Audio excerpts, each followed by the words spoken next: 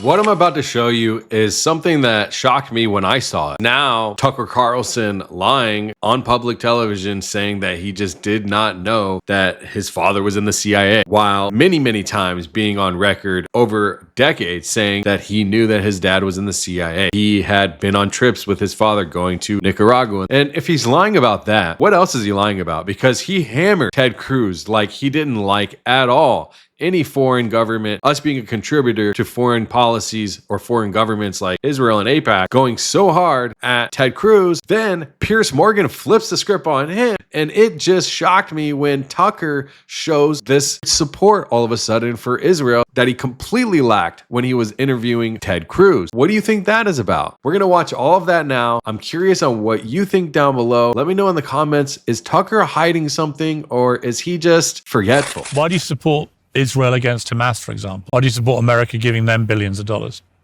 Well, I don't. You don't support Israel being supported by America? Well, I support Israel in the sense that I really like Israel. I brought my family on vacation to Israel. But do you agree with America supplying them with a lot of arms?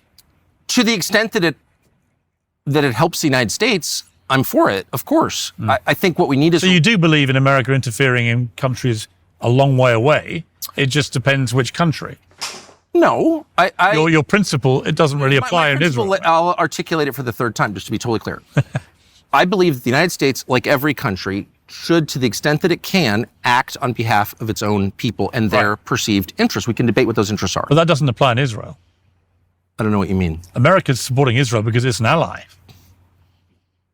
I don't even know what those words mean. I'm just saying my principle they're is... an ally, right? I mean, they both... I don't know what that means to be an ally. I mean, we have no... It means that when Israel wants to attack in Gaza and attack Hamas, America will help it because it's its ally. That's not what it means so to be an ally. So it gives it billions of dollars worth of to be an ally, okay? Well, fundamentally I have no greater allies than my own children. When they come to me and say, I want to do this, I assess whether it's good for them or not. And if I don't think it is, I don't support it. All right. Because they're my true allies. They're my children. But why would you support America getting involved in Israel? Just because a country that's your ally says, I want to do this, does not mean axiomatically you support it. Maybe it's not good for you or me. So do you support America supporting Israel to the tune of billions of dollars? It depends. If you can make... What's in America's interest is what's happening in It depends in all cases. It's not just about Israel. Yeah, but do you support what's happening then in the support in the attacks in Gaza, for example? Because I don't see the difference between that and what's happening in Ukraine. This is a long way away from America. There's no direct involvement with America. Well, there's no mainland involvement with America, and yet you think it's right that America supports Israel. Well, put words in your mouth, but you don't think it's right. I don't think those are the words that came out of my mouth. You don't think it's right America supports Ukraine. I have a simple solution. When Russia invades I have a simple solution. Let me explain what I think. And then that way we'll get Am I wrong? We'll get right to what I think. Am I wrong? I actually tuned out midway through. I'm not exactly sure what you said. You can't tune out when I'm right. I did. Just because I'm right, you can't tune out. I didn't follow everything. You can't tune out when I'm right. No, it was more a lecture about what I think, and then I'm like, wait, I know what I think. I think I'm the world's expert on what I think. In fact, I think I'm the uncontested premier of my own head. That is true. So I would say I support the right of all sovereign nations to act within what they believe is their own interest. Like, we don't always know our own interest in our personal lives or between nations. Like, we think it's good for us, but it may not be. The vodka in the morning analogy. Not good, actually, but I thought it was. Now I know it's not. But to the extent that we think we know, I think countries should act on behalf of their own citizens. That's the basic idea in democracy, okay? And there's certainly you could make a case that whatever we're giving to Israel this year in the form of direct aid, military assistance, loan guarantees, however we're doing it, is good for the United States. I think you just have to make that case. Why is it good for the United States? Well, you could make that case. Yeah, but why is it? I'm not convinced. What is the case?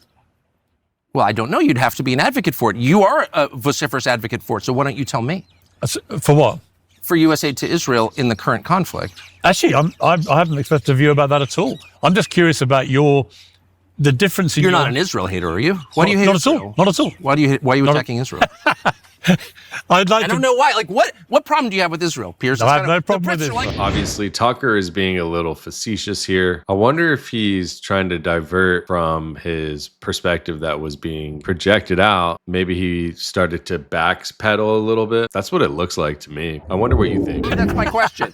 You just said you don't like Netanyahu? I'm trying to work out whose brand suffers more when we platform each other. But let me ask you this. Kind of like he's using personality archetype of some sort to bypass an uncomfortable situation. It feels like that to me. Need a second. One more time, just quietly for the people at the back.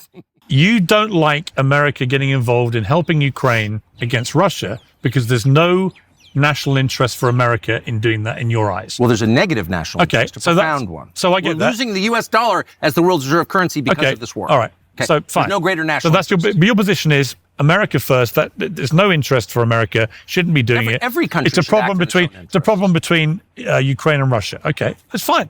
A lot of people have that view. I respect it.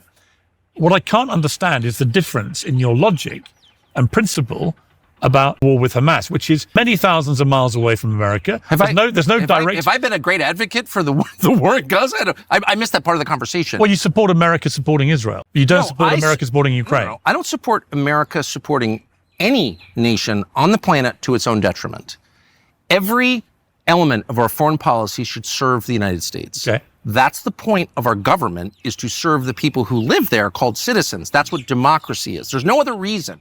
So if I'm in charge of a country and I decide, actually, I should do this because people who pay me want me to do it, or I'm making money to do it, then I'm by definition illegitimate. That's not democracy. I'm going to go out on a limb here and say that Tucker is definitely saying two different things in the same 10-minute span.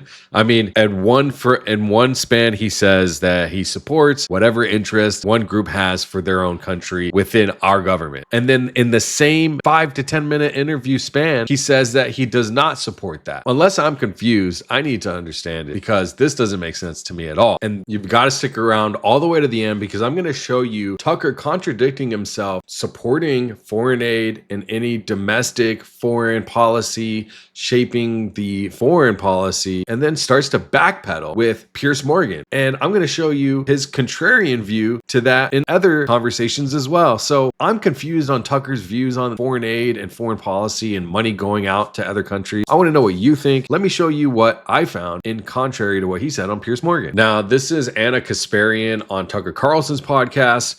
You've already seen me show Ted Cruz and how he went in on Ted Cruz. I don't think I need to show you that again. So I'm going to show you a couple of other ones that kind of show a different side of what Tucker said just now in the beginning of the video with Piers.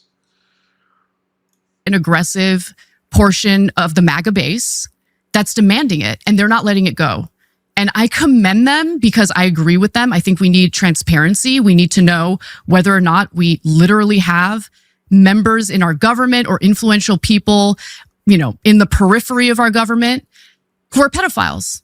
I want to know. I think that's fair. Yeah. It's interesting, the framework that you laid out. The government of any country ought to be sovereign, which is to say it should make most of its big decisions on the basis of what's good for the people that it represents. And it's bad when foreign countries control your country. Mm-hmm. Those don't strike me as hateful statements at all. Those aren't expressions of animus against anybody, are they? I don't think they're hateful statements at all. I'm an American. I love this country. I love the people in this country. And I don't want to live in this ridiculous perversion of the American government where they pretend to represent us, but in reality, Americans are on the back burner. Our tax dollars are being taken from us, not to help Americans who need help, but to give all sorts of subsidies to private industries that are already doing really well. Okay, they don't need extra subsidies or tax cuts or things like that. But in addition to that, all the foreign aid that we're pumping into the Middle East, Israel, right? Oftentimes when we talk about foreign aid that goes to Israel, at this point, I believe it's about, $4 billion a year, on top of all of the military aid that we've been pumping into Israel over the last 2 years. I mean, it's unacceptable to me that we're doing that. And in the backdrop of that, you have the United States Congress cutting $1.1 trillion to Medicaid? Really? That's the problem? That's where we need to cut funding from? By the way, also cutting funding to food assistance. How do you justify sending tens of billions of dollars to Israel in the last 2 years alone while targeting cuts to Medicaid and food stamps? It makes me beyond angry. I think it's so unbelievably unjust. And if you speak out about it the way I'm doing right now, I'm sorry, I'm getting kind of aggressive. If you speak out about it like I am right now, people try to smear you as an anti-Semite. And you know what? I'm not an anti-Semite. I know what's in my heart. And I'm not going to let those smears stop me from saying what I know is correct and what's morally just. Is it possible that people are slandered in order to prevent conversations like this from happening in the first place. So you said, I was hesitant to come on the show. I mean, the reason we wanted to book you and a bunch of people who work for me had the same feeling is what you just said. Like, we can disagree on all kinds of things, but if the fundamental orientation is the U.S. government ought to make a good faith effort to improve the lives of Americans, that's not a partisan statement. That's not a crazy out there sentiment at all. And we saw that. It was like, oh yeah. And then you're like, yeah, but he's a Nazi. I can't do the Nazi show. It's so, I mean, you got to remember in the beginning when I showed you, he said that he thinks it's okay for the best interest of the political lobby of that particular government or country that they're lobbying for is okay. I wonder what you think. If that's okay, it's allowed, right? That's allowed. So if you're a sovereign citizen of two countries, you can lobby on behalf of your country, the other country. Yes. So you sort of want, like, I have all kinds of stupid opinions. I've said all kinds of stupid things. I've had ugly opinions in the past. I'm not defending every opinion I have had or even currently have. I'm merely saying to reduce someone to a caricature is a kind of tactic to prevent anyone from having a real conversation with the person. It's meant to discredit. And yeah, you're right. It's meant to stop these types of conversations from happening. Now, you are very conservative. I'm not very conservative. Mm-hmm. I have some views that lean more conservative than progressives feel comfortable with, and that's okay. But at the end of the day, what drives my politics is this desire for everyone to thrive economically. And, you've been speaking out about how is that? So what is the difference? If I could, I would hope that would be like everyone's desire. It's not. It's not, no. Right, at all. But what does it mean to be, not to get too philosophical here, but what does it mean to be conservative or liberal, like at this point? Well, I don't think that the political labels that we currently have in this country make much sense anymore, to be honest with you. I've noticed, yeah. But I'm talking. So now we're going to see John Mearsheimer on Tucker Carlson. Also now Tucker giving a similar perspective, contrary to what he said on Piers Morgan. And you're also going to get to see John really explain the greater Israel project, what Israel has benefited and how we have contributed to their benefit. He does a very eloquent, overall excellent job of explaining how Israel has interacted with our political atmosphere. And this is actually going to be very entertaining and interesting. So tune in, stick all the way around to the end because you don't want to miss this. It was Israel and the United States against Iran, right? Clearly,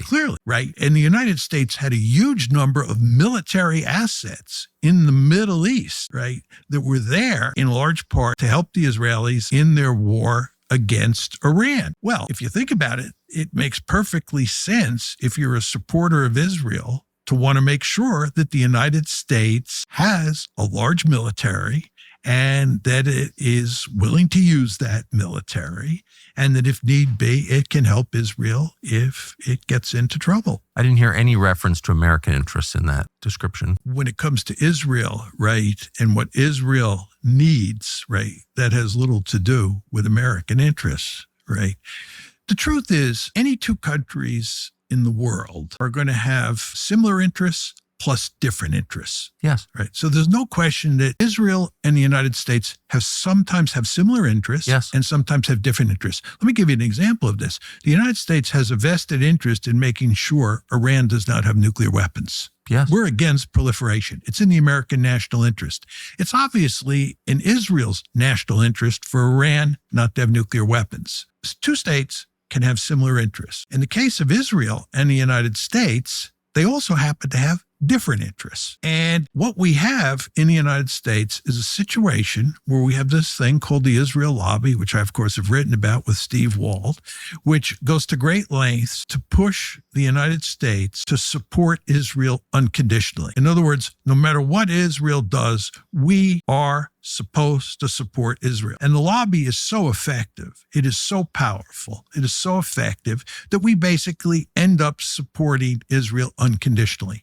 What that means, Tucker, is in those cases where Israel's interests are not the same as America's interests, we support Israel. We support Israel's interests, not America's interests, because over and against America's interests. Of course, because the interests clash in those specific instances. Right, which is, as you noted at the outset, just the nature of like sovereign countries doing business with each other. You're going to agree on some things and disagree on others. Absolutely. But can you think of any moment in the last, say, 40 years where there was that clash between non-converging interests, where the United States chose its own interests over Israel's interests? No, I can't think of anything that fits that description. I mean, one could argue that Israel wanted us to fight against Iran in 2024, that they tried to bait us into attacking Iran in April and then in July.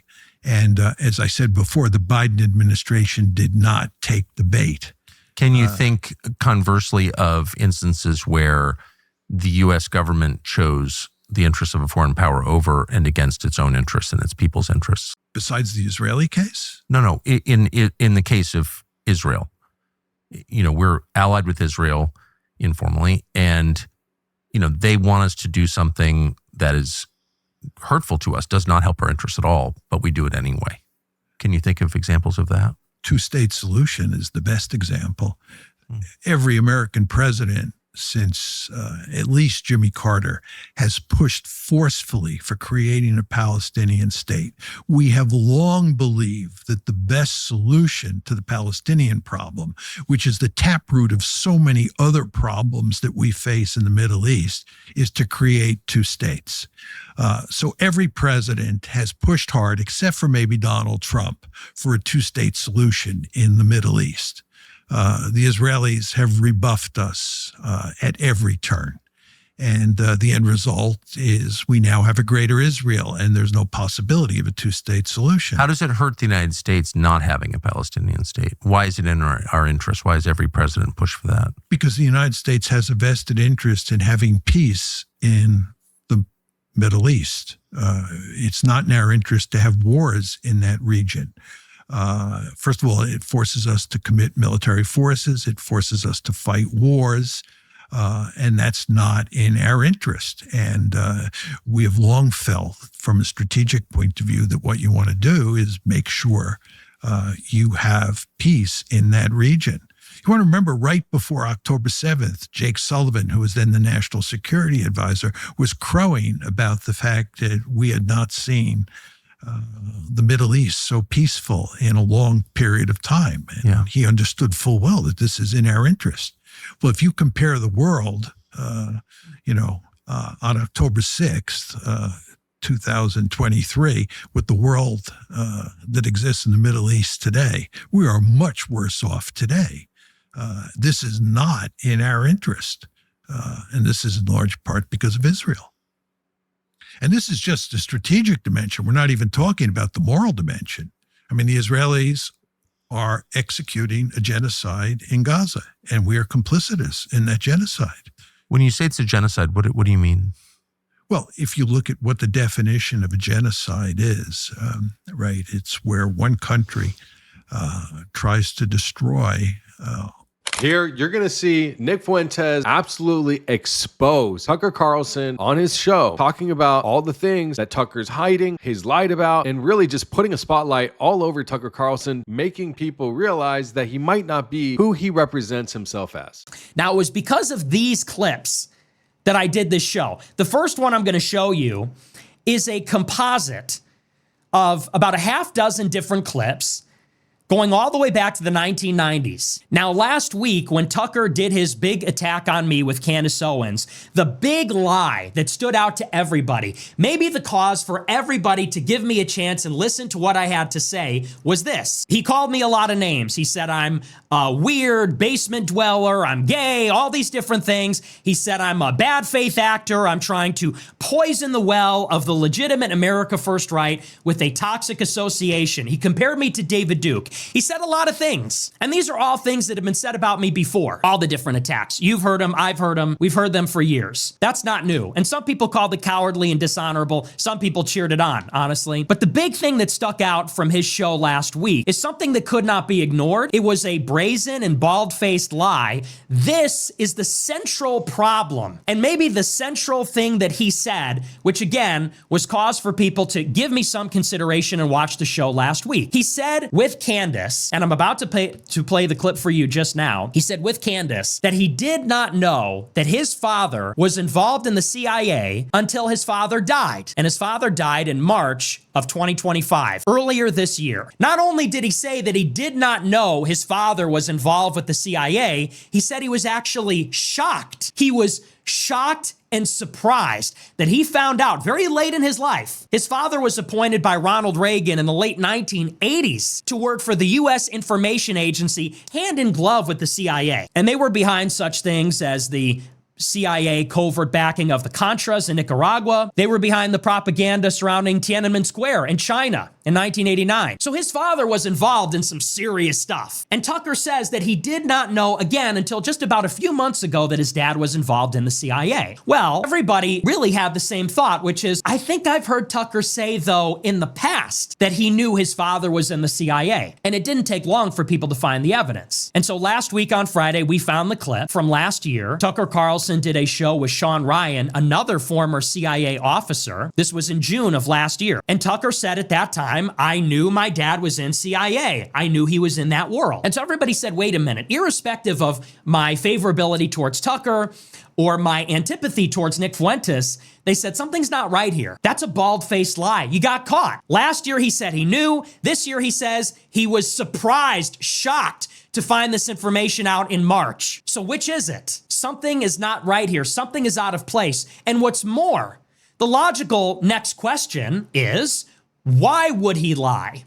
Why would he lie in such a brazen way about something like this? This isn't your usual white lie. If Tucker himself applied for CIA, if his father was CIA royalty in broadcasting, and Tucker's an international broadcaster, this does raise legitimate questions. And if Tucker is not being forthcoming about this, but is instead lying or obfuscating or concealing, it invites an investigation. It says, what else are you lying about? If you lied that you didn't know your dad was CIA, are you lying that you are CIA, or the extent of your cooperation with CIA? That was a natural question. But we did more digging over the course of the last week, and we found about half a dozen other clips that Tucker knew and said publicly that his father was involved in the CIA. So I'll play this compilation for you right now, and we're gonna react to it. This is the first clip. It's about 2 minutes, and I'll play this right now. All of this has come to light over the course of the past week, and this is a big reason why I did this show. And he's attacking my dad as a CIA, his dad's in the CIA or whatever. And I'm like, well, that's no, untrue. Then my father dies, and I learn, actually, yeah, was involved in that world. I was completely shocked by it. So no one has to believe me, but that's just a fact. Right. This was in March of this year. And so when I applied to CIA, and I've taken a lot of crap, including from Putin, like, oh, you're from a CIA family. Well, yeah, obviously my father worked in conjunction with CIA. I mean, that's what that is. And I tried to join the CIA. He had a bunch of them. He ran the Voice of America for a long time, maybe 5 or 6 years. He was an ambassador in Africa, and then he ran something called the Corporation for Public Broadcasting. I mean, the guy who took out Mossadegh lived on my street. One of the Roosevelt CIA officer. So, I mean, again, I grew up around this stuff, but that's why it's not happening. But they seem to be doing so many other things. I mean, I applied to CIA. Exactly. My dad worked with CIA. I was never against CIA. I thought only like dumb liberals were against CIA, and traitors or whatever. So my views on CIA have evolved based on things that I have seen and personally experienced. You took a pretty well publicized trip with your father. Was it about 1.5 years ago? How long has it been? Since we were in Pakistan. Down to Nicaragua for the summer and work and, get involved in the war, and support the side that we thought was right. Where you got left behind for a couple days. Oh, no, that was when I went to Vietnam with John McCain. Yeah, I had a hassle at the airport. And are you still traveling with your father on trips? We spent the summer in Nicaragua trying to get a sense of the war there, and all kinds of hilarity ensued. But yourself, my father's a great guy to travel with, and very amusing, and adventurous person who's up for anything. So I said, let's go to Pakistan. Okay. And we have the internet to expose the lies. If this isn't 20 years ago when you were on CNN, and we couldn't expose things, we can expose it now, and they still do it. Well, I guess I would ask myself, I lie. If I'm really cornered or something, I lie. I try never to lie on TV. I just don't, I don't like lying. I certainly do it, out of weakness or whatever. Okay. So that's 2.5 minutes almost of Tucker Carlson over the course of 20 years talking about and getting caught at least in 2, maybe 3 explicit instances saying, my dad was in the CIA. We lived down the street from the CIA officer that overthrew Mossadegh in Iran in 1953. Let me know what you think down below. I'm not trying to sit here and peg Tucker on anything. It's just something that I noticed. There's also a lot of great information in these videos, really talking about the entire lobby as a whole. So educating ourselves and understanding how this stuff works is the only way we're going to be able to change the way that it works. So I hope that you enjoy this. Please smash the like and the subscribe button. We're about to hit 1,000 subscribers in just about 2 weeks. Such an amazing journey so far. Let's continue. Join me in the Discord and the Patreon down below to show your support. I'll see you in the next one. Peace. They call me James Unlocked. They call me James Unlocked.